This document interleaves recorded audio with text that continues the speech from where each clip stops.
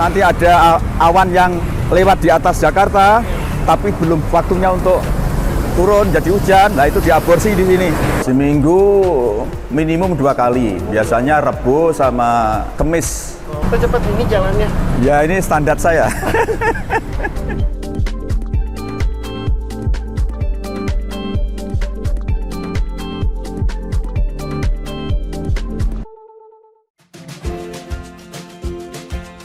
Halo sahabat kompas.com, kembali lagi bersama saya Fabian Januari Squado. Pasti sahabat kompas.com sudah pada tahu semua bahwa kualitas udara di DKI Jakarta dan sekitarnya itu sedang tidak baik-baik saja. Iya, polusi udara merajalela. Makanya banyak orang, terutama anak-anak yang sakit infeksi saluran pernapasan. Nah, pemerintah salah satunya mendorong masyarakat seperti kita ini untuk beralih dari transportasi pribadi ke transportasi umum. Sebenarnya untuk sesuatu yang baik itu bisa saja kita lakukan. Makanya pagi ini saya memilih untuk tidak naik motor seperti biasanya, tetapi naik MRT. Tapi ngomong-ngomong ya, suka bertanya-tanya nggak sih?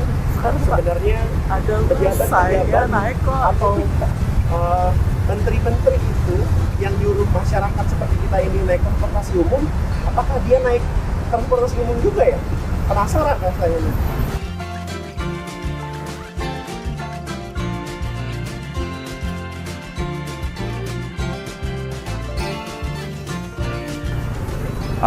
Ini. Oh, ada Pak Menko Muhajir. Pak, selamat pagi Bapak. Bapak mau naik ini juga? Oh iya, ini mau naik MRT. Oh siap. Waduh, saya jadi salah ngomong berarti nih. Kalau gitu saya ikut Bapak aja deh. Ayo, mari, ayo. Makasih Bapak. Ya. Ayo, mari. Ini sudah berkeringat karena sejalan 1,5 kilo dari rumah dinas rumah? ya. Oh siap kalau gitu. Terus dilanjutkan dengan MRT. Oh.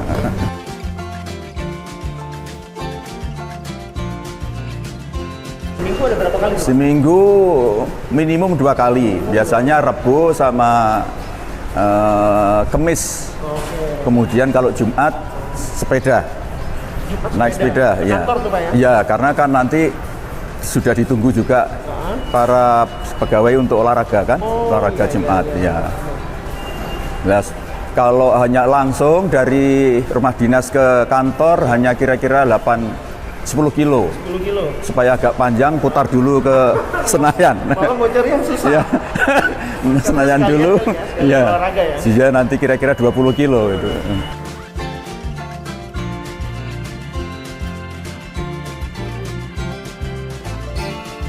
Pak, kenapa pilih capek-capek naik jalan kaki dan transportasi umum? Menjaga enduransi ya, kesehatan. Karena kan kemudian yang kedua ya walaupun mungkin andilnya kecil ikut mengurangi kepadatan lalu lintas, kemudian juga polusi yang paling penting ya, betul, polusi karena share-nya besar sekali.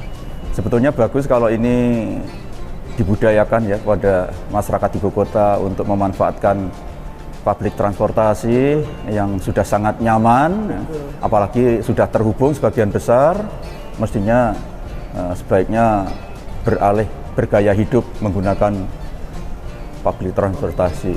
Oke, berarti itu ya Pak ya, berarti untuk sehat dan untuk polusi udara, dan itu harus dimulai dari diri sendiri. Ya, dan juga mestinya harus mensyukuri dengan memanfaatkan fasilitas yang disediakan oleh pemerintah lah.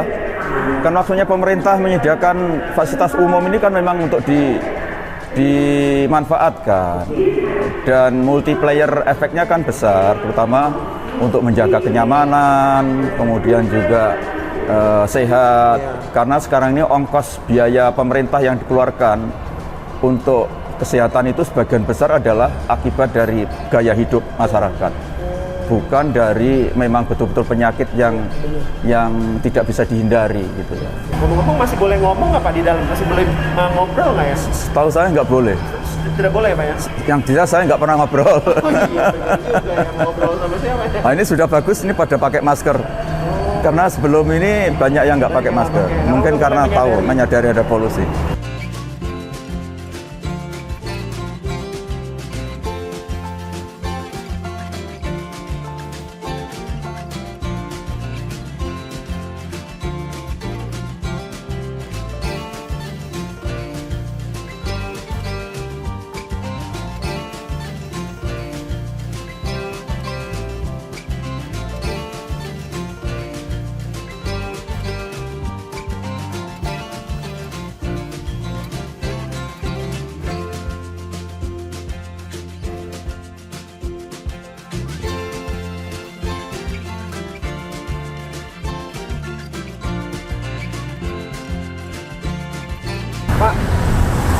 Hebat, Bapak. Ada salah saya yang muda. Ini Bapak jalan secepat itu. Hah? Secepat ini jalannya. Ya ini standar saya. Salut, Bapak 67, mohon maaf. Bener? 67 ya. 67 ya? Aduh, Saya masih lari. masih lari, apalagi Pak? Lari. Kemudian sepeda, jalan kaki, Itu pasti. yoga. Yoga. Pak, tapi tadi setiap kali Bapak naik MRT, naik transportasi umum lah ya, banyak yang kenalin nggak? Ya, kadang-kadang, Kadang-kadang. cuman enaknya di MRT kan nggak boleh bicara. Oke.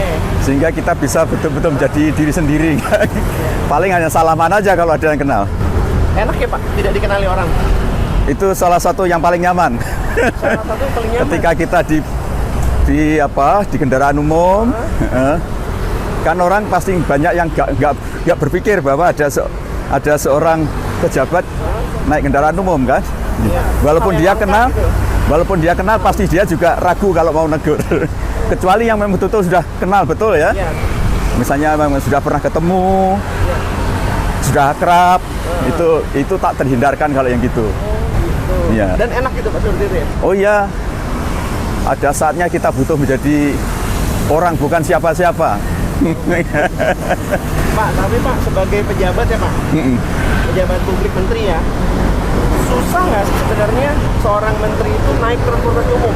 Apakah sesulit itu? Tergantung pribadinya masing-masing. Tergantung pribadinya Ya, kalau kita tidak terlalu banyak terbebani oleh atribut-atribut yang kita ciptakan sendiri kadang-kadang itu, ya kita enak aja gitu.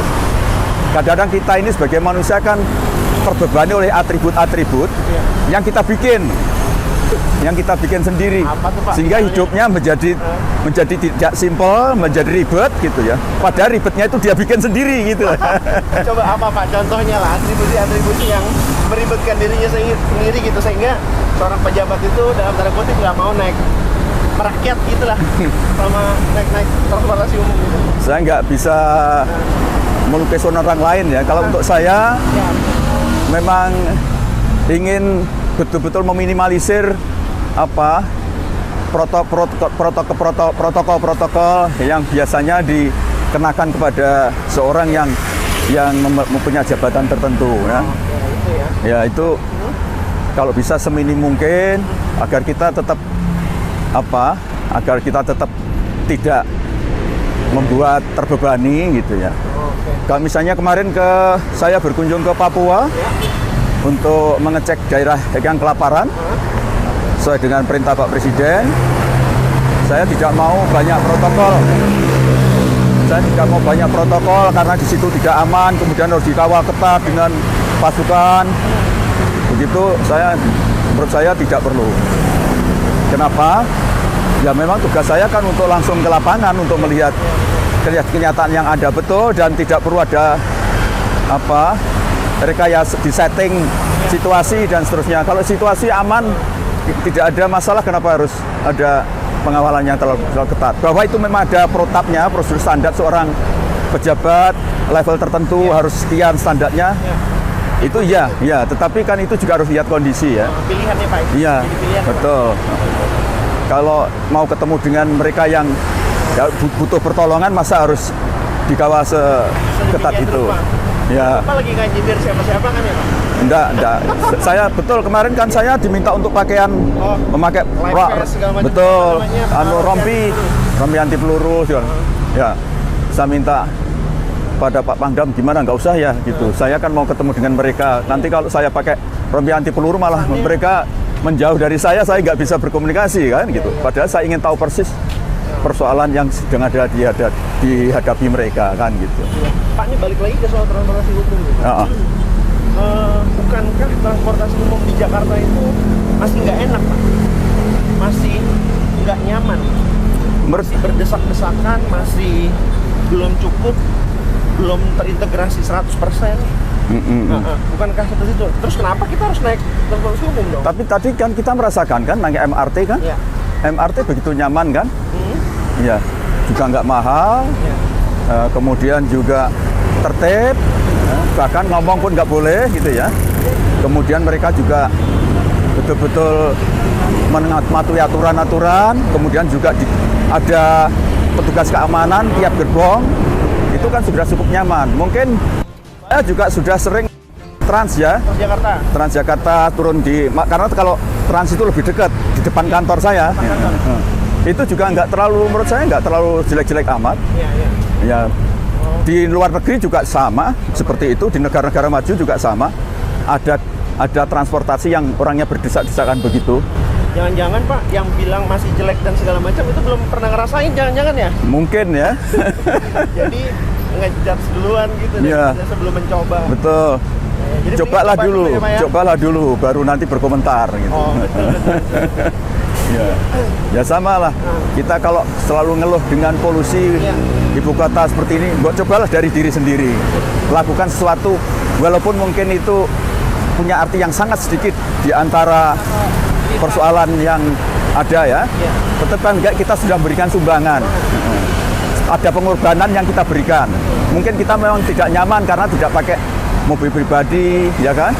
Tetapi ada apa salahnya kita berbagi dengan kepentingan umum ini, kita mengurangi sebagian kenyamanan kita demi untuk kepentingan bersama. Gitu. Apalagi ini momentumnya masih berdekatan sama 17 Agustus ya Pak ya? Betul. Jadi kita harus berubah dari diri sendiri. Ya. Aduh, nggak terasa nih Pak, udah sampai Sarina udah lewat ya Pak tadi ya? Ya, masih panjang. Iya nih. Pak, tapi ini Bapak, ini saya mohon maaf ya kalau saya menyinggung nih mungkin Pak. Ini bukan pencitraan kan Pak? Ya, saya sebetulnya sudah keberatan juga kalau diliput-liput begini. Jadi, sahabat Kompas.com harus tahu nih, saya sudah minta ini wawancara sejak lama. Karena saya lihat di medsosnya Pak Muhadjir ini, dia sering banget naik MRT gitu. Jadi kita penasaran kenapa sih dia naik MRT gitu. Ternyata baru di approve sekarang wawancaranya. Jadi ini bukti buat... Ya ini terutama pertimbangan karena ada masalah polusi ini ya. Mungkin ada baiknya saya muncul sebagai barangkali bisa ikut memberi masukan, memberikan contoh walaupun mungkin artinya nggak terlalu besar gitu ya. Besar lah Pak. Pentingnya bagaimana kita harus memulai dari diri sendiri untuk mengatasi persoalan bersama gitu. Ini kalau semuanya hanya menyarankan, saya kira sudah banyak saran lah kita gitu. Sudah. Kita harus betul-betul, kalau dalam bahasa Arabnya ibda bin nafsih. Jadi memulai dengan dirinya sendiri gitu.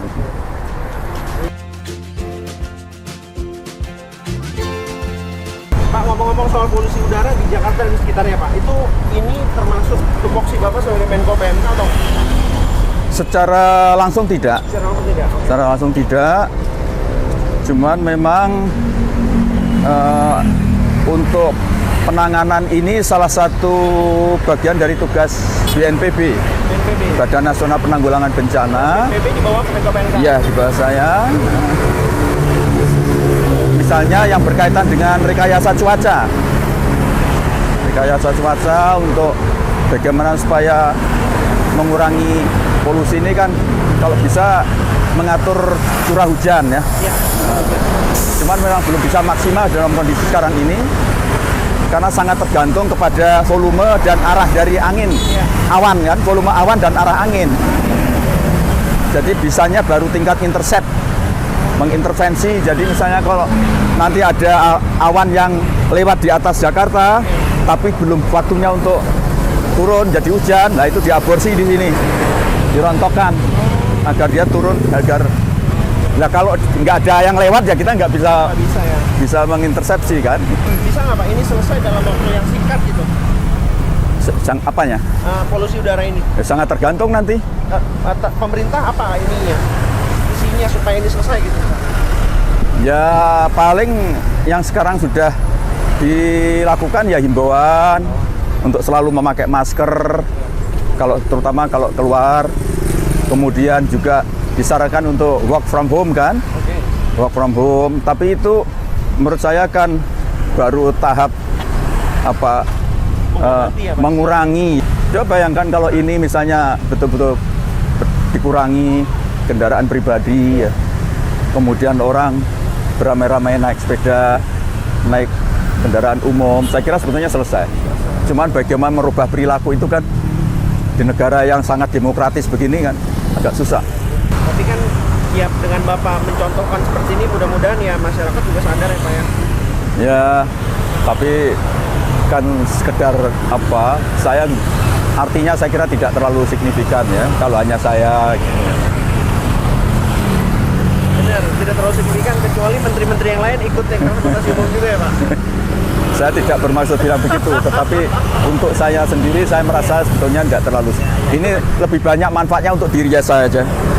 Oh, orang lain mau mengikuti, alhamdulillah ya Pak ya. Dan saya sudah mulai itu sejak MRT awal kok. MRT awal diresmikan, saya sudah menggunakan ini. Kemudian intensif pada waktu COVID. Karena waktu itu ada arahan dari Bapak Presiden supaya kita juga sosialisasi dengan bagi-bagi masker. Nah itu saya selalu bagi-bagi masker sambil naik MRT. Mereka yang belum pakai masker. Nah itu. Nah sekarang saya rasa salah satu hikmah dari COVID itu kesadaran masyarakat untuk bermasker di tempat-tempat yang berisiko kesehatan sekarang pada pakai, ya kan? Ini saya jadi ke kantor Pak Muhajir nih Pak, jadi Oh ya, kantor saya. nanti sarapan sekalian di kantor. Rezeki anak soleh, rezeki yang naik transportasi umum gitu ya Pak ya? Saya biasanya berangkat belum sarapan, nanti sarapan di kantor. Kalau jalan. Dari Pak Menko.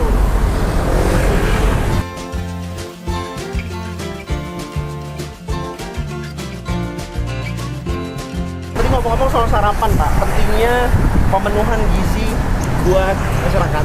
Ya. Bagaimana pencapaian pemerintah terakhir soal stunting Pak? Stunting surveinya nanti September ini September ini. untuk tahun 2023. Tetapi tahun lalu kan angkanya sudah turun tinggal masih 21,6 dari 27,7. Jadi ada penurunan walaupun waktu COVID, tapi stunting bagus masih turun. Kita harapkan hasil survei September nanti mestinya sudah di bawah 20, mungkin sekitar 18-17 lah. Kalau itu bisa tercapai, maka target yang dicanangkan oleh Bapak Presiden yaitu 14% tahun 2024, insya Allah bisa tercapai. Nah, ini stunting kita kan masih tinggi. Jadi bahkan angkatan kerja kita ini 54% mantan stunting. Oh iya Pak? Jangan-jangan 54%? Iya, betul. Kan saya juga Pak. Makanya jangan-jangan kita juga dulu stunting gitu. Jadi stunting itu betul-betul punya korelasi dengan kualitas SDM kita. Jadi kita mau menyiapkan generasi SDM yang unggul tahun 2045 harus perang melawan stunting.